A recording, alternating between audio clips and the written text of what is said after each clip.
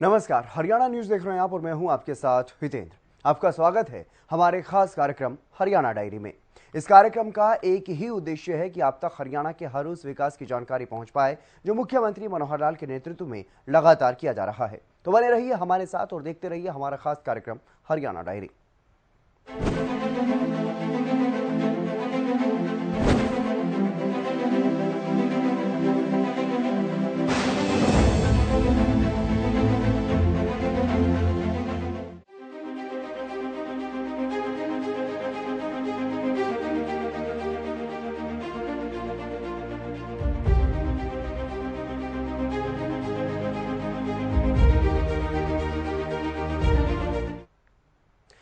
Budget सत्र का दूसरा चरण शुरू हुआ तो सत्ता पक्ष और विपक्ष के बीच कई मुद्दों को लेकर के जमकर गर्मागर्मी देखने को मिली। तो वहीं सदन में मुख्यमंत्री मनोहर लाल ने भी विपक्ष के कई सवालों का बेबाकी से जवाब दिया। मुख्य रूप से मुख्यमंत्री मनोहर लाल ने ग्रीन बेल्ट पर बनी अवैध इमारतों के मुद्दों और पानी का सुचारू प्रवाह पर जवाब दिया। एक रिपोर्ट आप देखिए।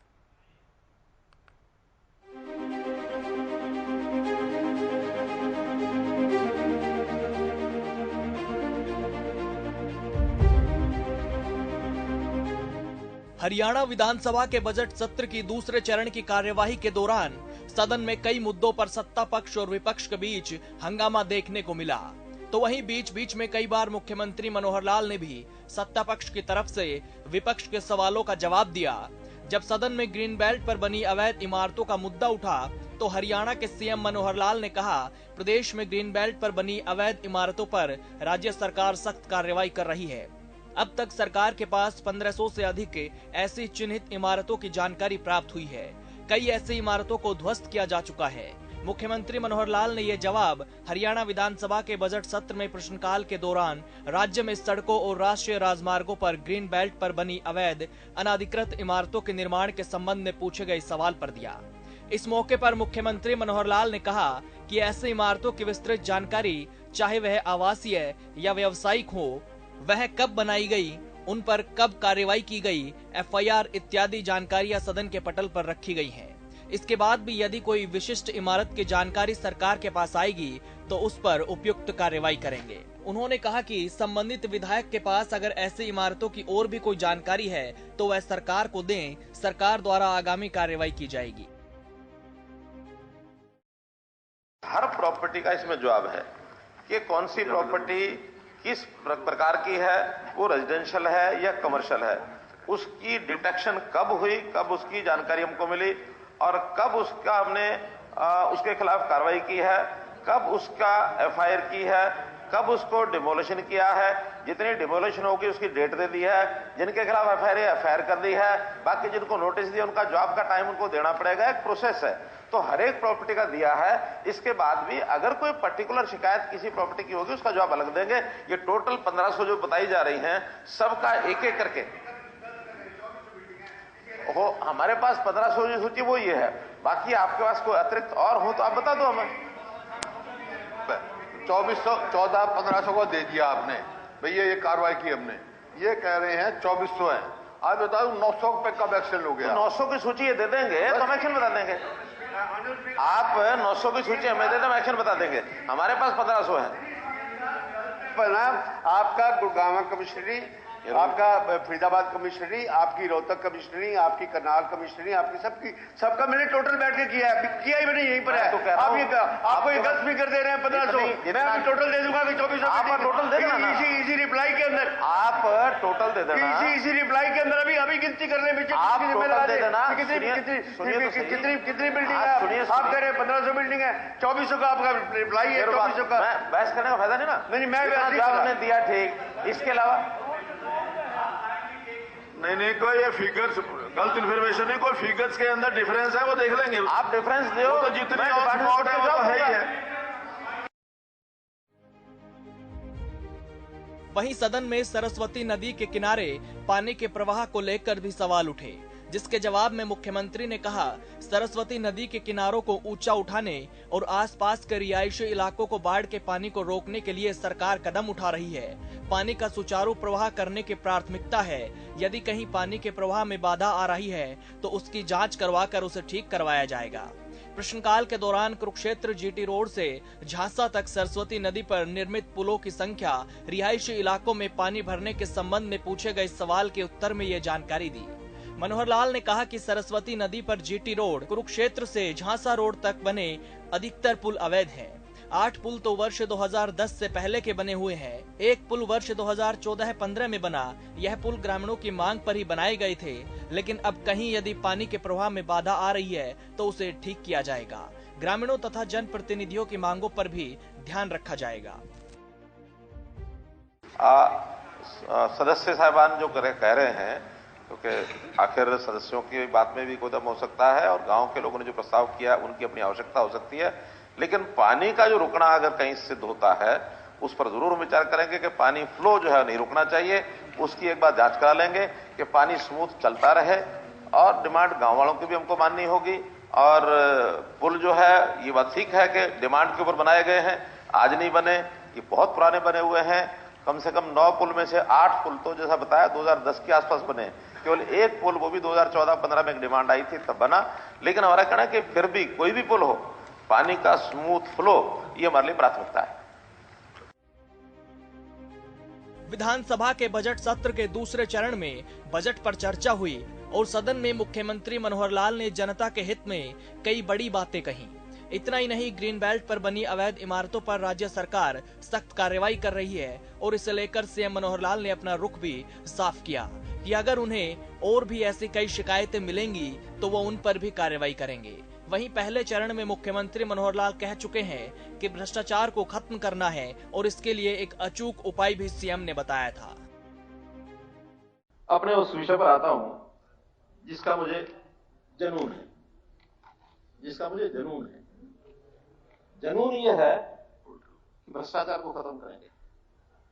क्योंकि मैं इन चीजों से बहुत मेरे पास सुझाव आते हैं, कभी मैं घबराया नहीं, डरा नहीं कि इसको खत्म करना ही करना है भ्रष्टाचार को। और भ्रष्टाचार खत्म करने का सबसे बढ़िया तरीका यही है कि जितना ह्यूमन इंटरफेस कम किया जाए, मानवीय हस्तक्षेप कम किया जाए, जितनी डिस्क्रिशनरी पावर्स कम की जाए, उतना भ्रष्टाचार रुकेगा। तो हम जो पोर्टल चला रहे हैं, उस पोर्टल में ई गवर्नेंस और ऑनलाइन सिस्टम, इसको हमने महत्व दिया, शुरू से दे रहे हैं। आज उसका रिजल्ट निकल रहा है। मैं एकदम ये नहीं कह रहा कि क्लाइमेक्स पर पहुंच गया, लेकिन रिजल्ट इतने अच्छे निकल रहे हैं कि हमें उसका उत्साह मिल रहा है और बहुत चीजों का लाभ हो रहा है। मैं एक उदाहरण देता हूं, डीबीटी, डायरेक्ट बेनिफिट ट्रांसफर, जितने बेनिफिशियरीज हैं अब सब उनके घर में यानी उनके खाते में पैसा जाता है। चाहे वो बेटियों का कोई अनुदान हो, चाहे वो किसान का पैसा उसकी प्रोक्योरमेंट का हो, चाहे किसी का वजीफा हो, चाहे ओल्ड एज पेंशन हो, ये सारी चीजें अब किसी के हाथ में नहीं जाती, सीधे उसके खाते में जाती हैं। और मुझे खुशी इस बात की कि पिछले 3 साल से जब से डीबीटी हमने करना शुरू किया है, घोष बेनिफिशरीज लाखों कम हुए हैं। 1150 करोड़ रुपया उसकी बचत हुई, 1150 करोड़ रुपया। ये डायरेक्ट बेनिफिट स्कीम के कारण से, क्योंकि बीच में फर्जी चीजें थी जिसका कोई पता नहीं लगता था, यहाँ से पैसा निकल गया, वापस आना नहीं आना भगवान जाने। लेकिन अब बैंक में है, अगर वो आगे डिस्ट्रीब्यूट नहीं हुआ है वो वापस आएगा।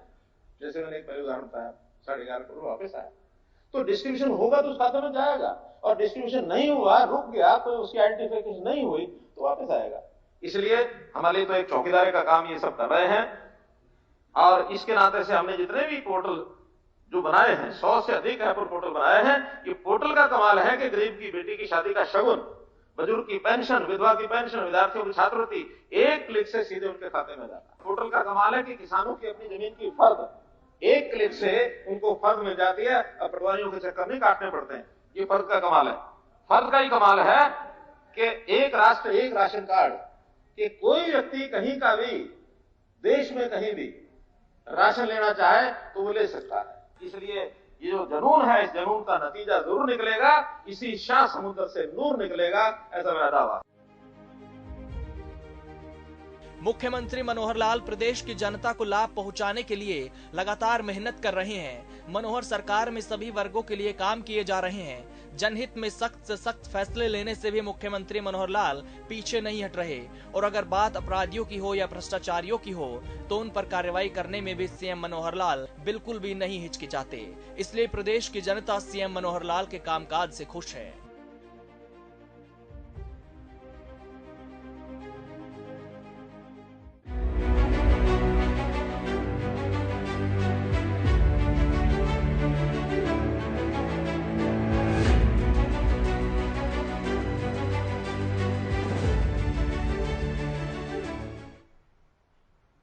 हमारी संस्कृति में गाय को मां का दर्जा दिया गया है, लेकिन आज वही गाय और गौवंश दर दर की ठोकरें खाने को मजबूर है। लेकिन अब गौमाता के नाम पर सिर्फ सियासी बयानबाजी नहीं, अब हरियाणा में गौमाता की संभाल भी हो रही है और इसके लिए प्रभावी कदम उठाए जा रहे हैं। मुख्यमंत्री मनोहर लाल ने इसके लिए प्रभावी कदम उठाए हैं। क्या कुछ कदम मुख्यमंत्री मनोहर लाल की तरफ से उठाए गए हैं, इस रिपोर्ट में आप देखिए।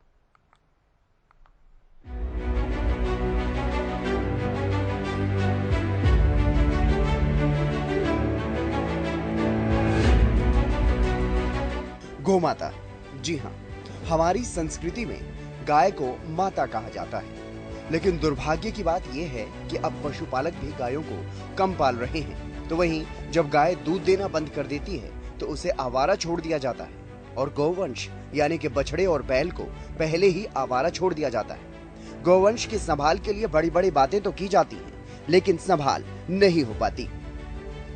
लेकिन हरियाणा में अब गौवंश की संभाल भी हो रही है और गौमाता का तिरस्कार भी बहुत हद तक कम हो चुका है, क्योंकि हरियाणा की मनोहर सरकार समय समय पर गौवंश की संभाल के लिए काम कर रही है। अब एक बार फिर से मुख्यमंत्री मनोहर लाल ने गौ हत्या को लेकर के बड़ी बात कही और गौ हत्या करने वालों को एक बार फिर से चेतावनी दी। आज गौवंश कम होता जा रहा है, इसकी सुरक्षा के लिए सरकार ने भी कानून बनाया है। गोरक्षा गौ संवर्धन के नाते एक्ट बनाकर जो गौ हत्या करेगा उसके खिलाफ कार्रवाई 10 साल तक की सजा, ये हमने कानून बनाया है। लाखों रुपए जुर्माना करने का प्रावधान बनाया। अब गौ पालन के नाते से घरों में गौ पालनी थोड़ी कम हुई तो गौशालाओं का हमारे समाज में बड़ा प्रचलन है। हरियाणा में 632 गौशालाएं हैं इस समय और उन गौशालाओं के संभाल के लिए हमने गौ सेवा आयोग बनाया हुआ है। शरण गर्ग जी इनको अध्यक्ष बनाया हुआ, उसका पूरी टीम है, सब जिलों में टीम है। एक बात ध्यान में आई कि बहुत से गौवंश की, चाहे वो बछड़े हैं चाहे वो गौएं हैं, उनको लोग छोड़ देते हैं। दूध नहीं देती तो छोड़ करके सड़कों पर जब आते हैं, बेसहारा गौवंश एक्सीडेंट करते हैं, पनिया खाते हैं। बड़ी कई बार दुविधा मन में होती थी कि इसका कैसे हल निकाला जाए।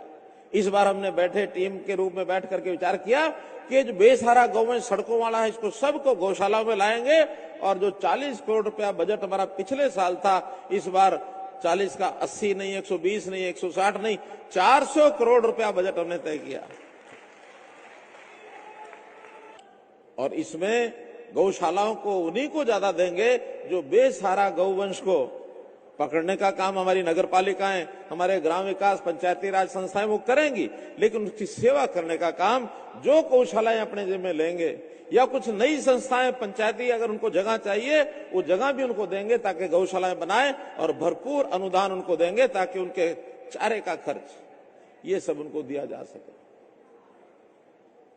हमने इसी प्रकार से पशु चिकित्सा, जिसका जिक्र दलाल साहब ने किया, मोबाइल पशु चिकित्सालय ये हमने बनाए हैं। और अभी हमारे जो पशु चिकित्सा पॉलीक्लिनिक्स हैं, अभी 7 पॉलीक्लिनिक हैं। विचार आया कि उनको बढ़ाना चाहिए। 6 पॉलीक्लिनिक और हम बना रहे हैं। अगले साल भर के बाद ये 7 और 6 13 पॉलीक्लिनिक हो जाएंगे, जिसमें चरखी दादरी में भी एक जरूर होगा, ये नया बनाएंगे।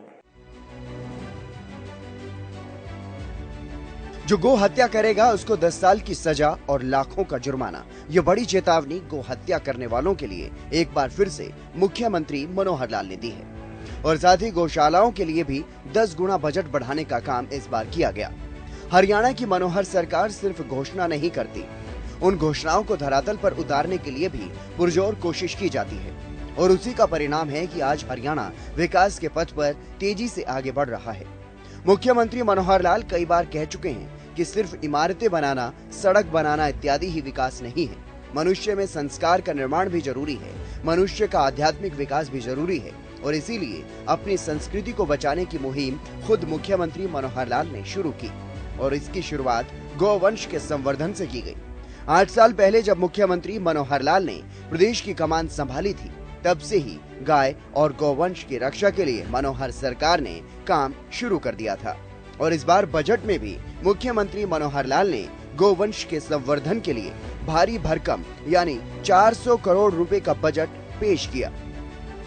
सदन में बजट पेश करते वक्त सीएम मनोहर लाल ने कहा कि हरियाणा में बेसहारा गौमाताओं की देखभाल और सुरक्षा हेतु वर्ष 2023-24 के लिए हरियाणा गौ सेवा आयोग के लिए प्रावधान बढ़ा करके 400 करोड़ रुपए किया गया है।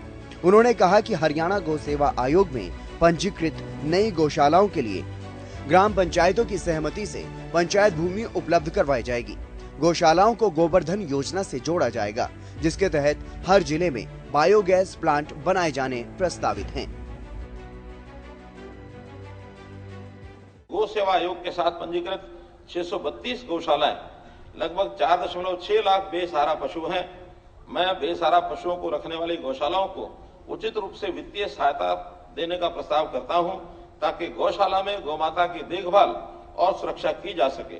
हरियाणा गौ सेवा आयोग के लिए वर्ष 2023-24 के लिए प्रावधान बढ़ाकर 400 करोड़ रुपए करने का प्रस्ताव है। हरियाणा गौ सेवा आयोग में पंजीकृत कई गौशालाओं के लिए ग्राम पंचायतों की सहमति से ग्राम पंचायत भूमि उपलब्ध कराई जाएगी। गौशालाओं को गोवर्धन योजना से जोड़ा जाएगा, जिसके तहत हर जिले में बायोगैस प्लांट बनाए जाने का प्रस्ताव है। वहीं साल 2015 में ही हरियाणा में गो हत्या, तस्करी और गोमांस की बिक्री पर रोक लगाने के लिए हरियाणा की मनोहर सरकार ने एक कानून बना दिया था। हरियाणा गौवंश संरक्षण व गो संवर्धन विधेयक 2015 ध्वनिमत से पारित किया गया था।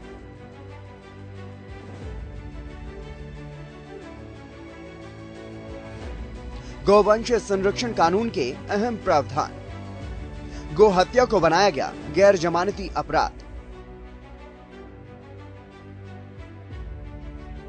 गौवध करने या करवाने वालों को 3 से 10 साल तक का कठोर कारावास,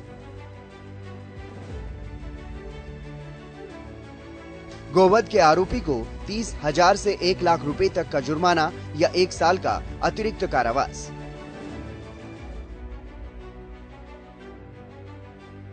गौवंश तस्करी में लिप्त पाए जाने पर 3 से 7 साल तक का कठोर कारावास, गौवंश तस्करी के आरोपी पर 30 से 70,000 रुपए तक का जुर्माना,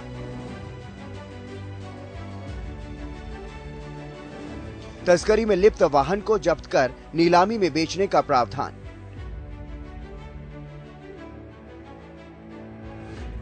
एक राज्य से दूसरे राज्य में गौवंश ले जाने के लिए परमिट जरूरी,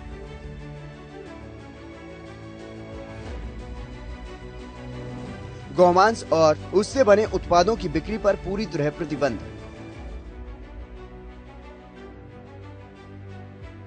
गौमांस की बिक्री करने पर 3 से 5 साल तक का कठोर कारावास, 30 से 50,000 रुपए तक का जुर्माना।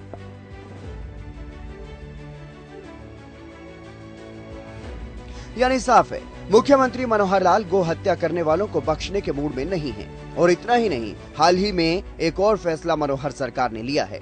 जो लोग गो रक्षा के नाम पर गुंडागर्दी करते हैं, सरकार उन्हें भी बर्दाश्त नहीं करेगी। हरियाणा सरकार हर जिले में गो रक्षा संगठन का गठन करने की तैयारी में है। सरकार द्वारा बनाए जाने वाले संगठन में अधिकारियों को भी शामिल किया जाएगा। इसकी शुरुआत प्रदेश सरकार गुरुग्राम से करेगी, जिसके बाद अन्य जिलों में भी इसे लागू किया जाएगा।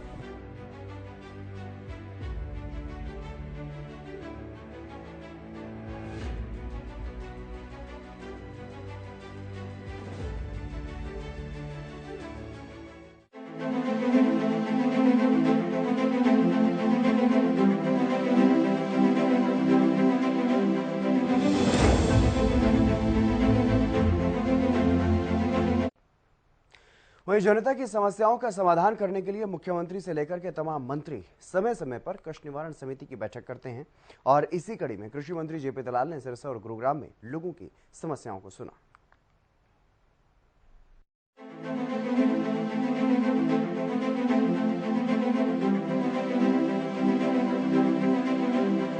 गुरुग्राम के स्वतंत्रता सेनानी भवन में कष्ट निवारण समिति की बैठक हुई, जिसमें 17 समस्याओं पर सुनवाई हुई और मौके पर ही 14 समस्याओं का निवारण कर दिया गया। कृषि मंत्री जेपी दलाल की अध्यक्षता में ये बैठक हुई। इस बैठक में शहर की 17 समस्याओं को सामने रखा गया, जिनमें से 14 समस्याओं का मौके पर ही निवारण किया गया।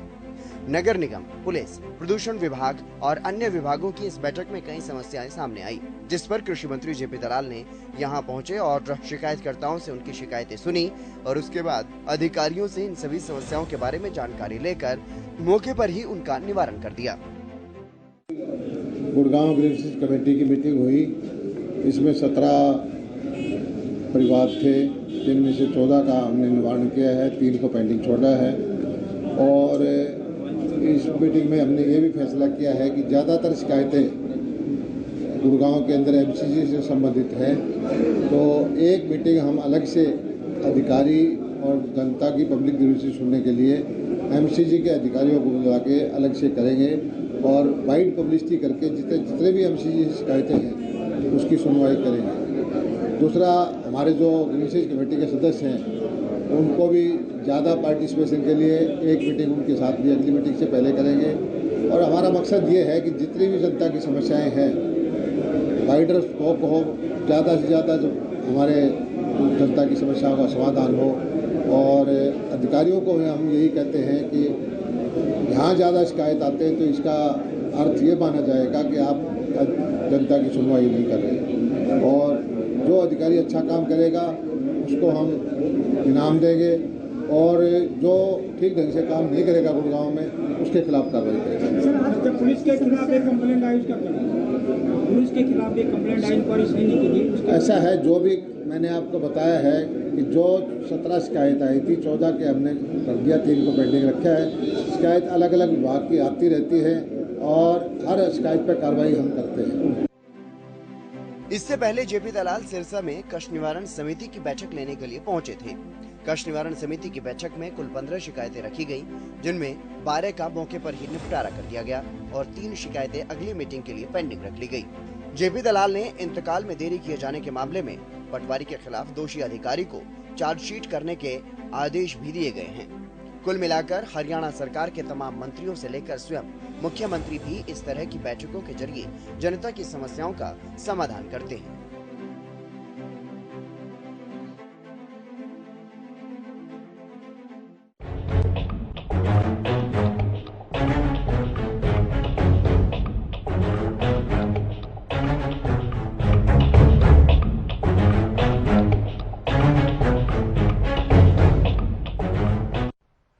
वहीं मनोहर सरकार में प्रदेश में चौतरफा विकास के कार्य किए जा रहे हैं और इसी कड़ी में शिक्षा के क्षेत्र में भी नई नई तकनीकों का इस्तेमाल शुरू हो गया है, ताकि शिक्षा को हाईटेक किया जा सके। इतना ही नहीं, अब वर्चुअल क्लासरूम में छात्र पढ़ाई कर सकेंगे। पंचकुला में शिक्षा मंत्री कंवरपाल गुर्जर ने एक वर्चुअल क्लासरूम का निरीक्षण किया।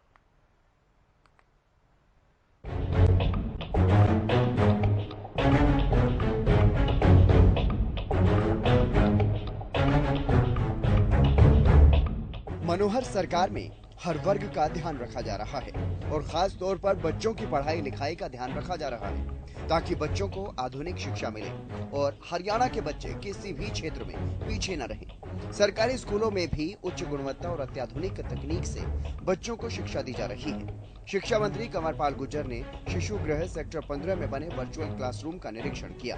इस मौके पर शिक्षा मंत्री कंवरपाल गुर्जर ने कहा कि हरियाणा राज्य बाल कल्याण परिषद बच्चों के सर्वांगीण विकास के लिए सराहनीय काम कर रहा है। बच्चों के लिए कई कल्याणकारी काम किए जा रहे हैं। यहाँ मान सम्मान के साथ सेवा का कार्य किया जा रहा है। कंवरपाल गुर्जर शिशु गृह सेक्टर 15 में दत्तक ग्रहण समारोह में पहुंचे थे। यहाँ पहुंचने पर परिषद की मानद महासचिव रंजीता मेहता ने शिक्षा मंत्री को यह बताया कि होंडा इंडिया धारूहेड़ा गुरुग्राम की CSR पॉलिसी के अंतर्गत real time interactive virtual classroom education प्रोजेक्टों की स्थापना की गई, जिसके तहत शिशु गृह सेक्टर 15 पंचकूला, बाल भवन न्यायपुरी करनाल एवं children home Chandan Nagar sector 15 part 2 Gurugram 3 virtual classroom बनाए गए हैं। वहीं शिक्षा मंत्री ने वर्चुअल क्लासरूम को देखने के बाद ये कहा कि प्रदेश सरकार भी अपने सरकारी स्कूलों में इस तरह के क्लासरूम बनाएगी, ताकि बच्चों को और बेहतर शिक्षा मिल सके। उन्होंने कहा कि परिषद बच्चों के रखरखाव और गोद का सराहनीय काम कर रही है। शिक्षा मंत्री ने बाल कल्याण परिषद हरियाणा को 5 लाख रुपए देने की घोषणा भी की। आज 2 छोटे बच्चे जिनको अडॉप्ट किया है, दोनों एक पंजाब से और एक गुड़गांव से यहाँ पे आए हुए थे। उन दोनों को दोनों परिवारों में बच्चे अडॉप्ट किए हैं। मैं समझता हूँ कि हरियाणा बाल कल्याण विभाग बहुत ही अच्छा काम कर रहा है। जिस प्रकार से जो बच्चे यहाँ हैं उनके लिए भी, उनकी शिक्षा के लिए भी, दूसरा भी उनकी सेहत के लिए भी बहुत अच्छे से काम कर रहे हैं। रंजीता मेहता जी जो हमारी मानद मास्टर हैं, उनकी देख रेख में बहुत अच्छा काम कर रहे हैं। काफ़ी, हालांकि इससे पहले भी कई बच्चे अडॉप्ट किए गए, तब भी उन्होंने मुझे कहा था, लेकिन समय नहीं मिला। आज मुझे आने का अवसर मिला और यहाँ देखा मैंने, तो बहुत अच्छा लगा। सारा सिस्टम अच्छा लगा।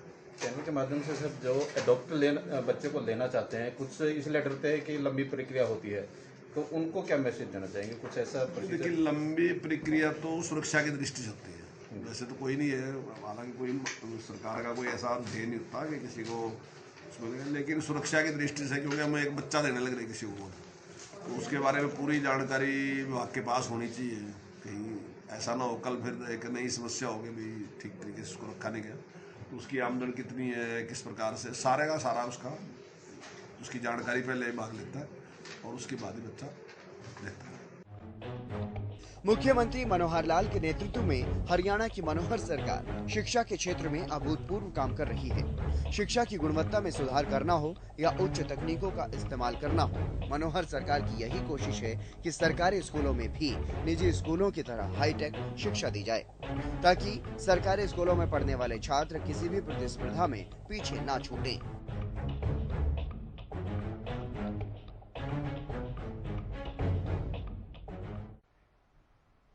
चलिए, हरियाणा डायरी में आज के लिए बस इतना ही। आप देखते रहिए हरियाणा न्यूज।